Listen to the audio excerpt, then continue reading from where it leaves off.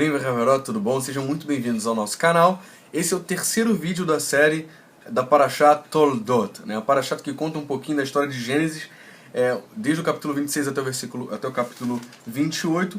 E tá muito legal estudar com vocês. Espero que essa semana esses vídeos anteriores tenham ajudado você.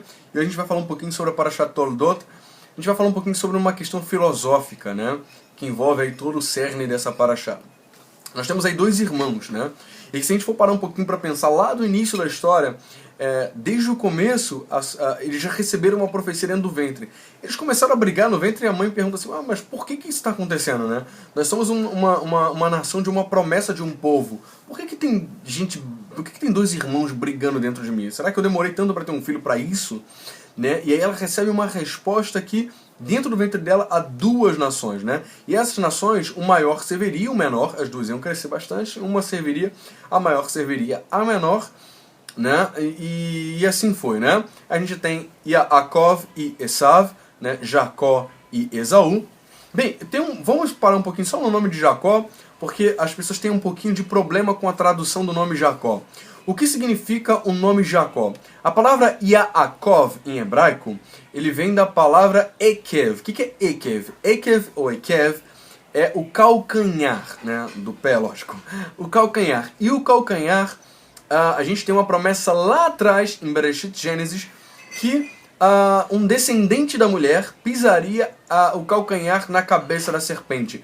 Que calcanhar é esse? Ekev, que é Yaakov. Ou seja, ia lançar Yaakov, né, o Jacó, ou Israel, sobre a serpente, que representa então ali o Malach Amavet, né, o anjo da morte, e representa também o Samaquel. Então assim, tem toda uma representatividade da parte física, da parte sedutora, contra a parte mais imaterial. Então não vamos falar muito sobre isso, mas só para vocês terem uma noção que há esse conceito, tem esse trabalho por trás do nome Jacó, tá? Jacó, algumas pessoas com um pouquinho banhadas um pouco pelo antissemitismo dizem que é trapaceiro, mas não há nada a ver, tá? Então a gente vai entender um pouquinho essa questão da trapaça, não trapaça, por que tem essa lenda e tal, e por que tem essa leitura. A leitura, lógico, está equivocada, se a gente for analisar friamente, esqueça as outras tradições que tentam transmitir alguma coisa diferente, vamos tentar entrar no contexto bíblico, bem como também no que os nossos Chachamim, nossos sábios de abençoada memória, têm a dizer. Vamos lá. Em primeiro lugar, a gente percebe então que Esav, como a gente viu, se você ainda não assistiu os outros vídeos, assista os outros vídeos que a gente vai explicar um pouquinho, que ele rejeita a primogenitura, ok? Ele rejeita em absoluto a primogenitura, então ele começa a caminhar segundo como se não tivesse. Então, a primogenitura automaticamente, pelo contrato de pagamento, ela vai automaticamente para Yaakov. Só que ele tem que ser transmitido pelo pai, essa é a regra da primogenitura. Bem, a primogenitura já era dele. Agora você imagina ele chegando pro pai dele e falando o seguinte: Abba, eu quero te pedir uma coisa.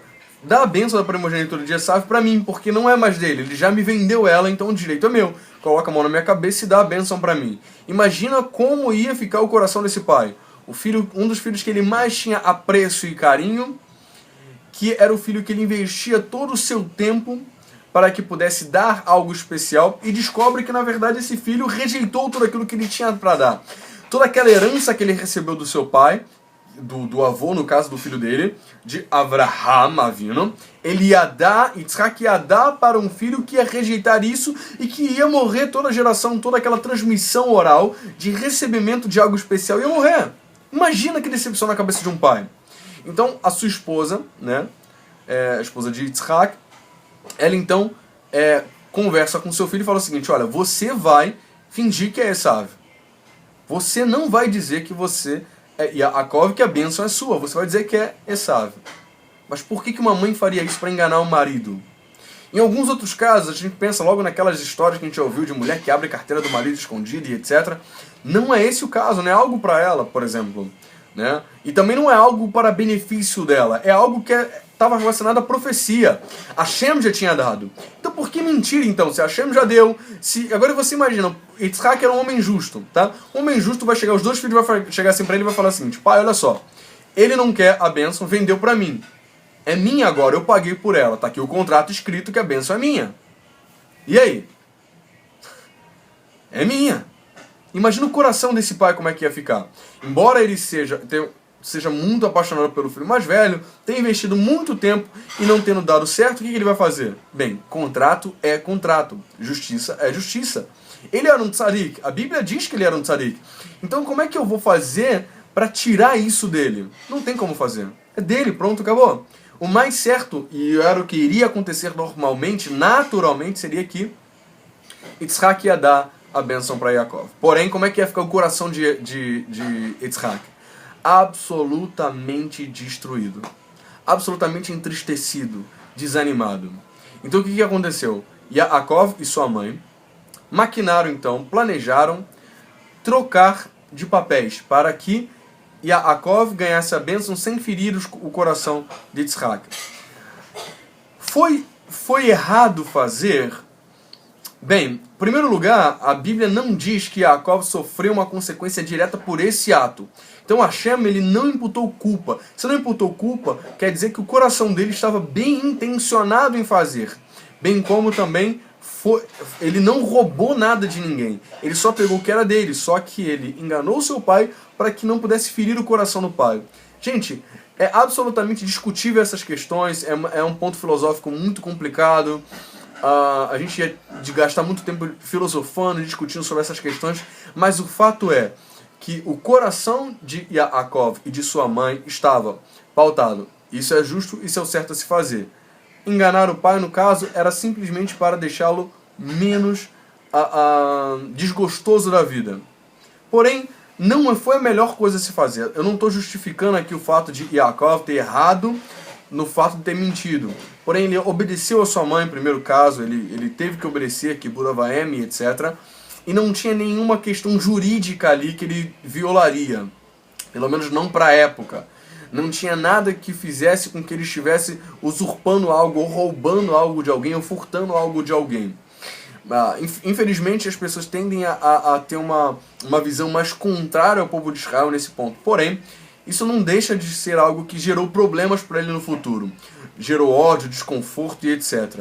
A gente tem que sempre ver que a verdade é sempre muito mais... Embora às vezes ela seja seca, embora ela seja dura, embora ela deixe mágoas muitas vezes, às vezes mais vale você sair bem em alguma situação por falar a verdade ou por portar de maneira mais correta do que você administrar uma consequência de alguém falando contra você por conta de uma mentira.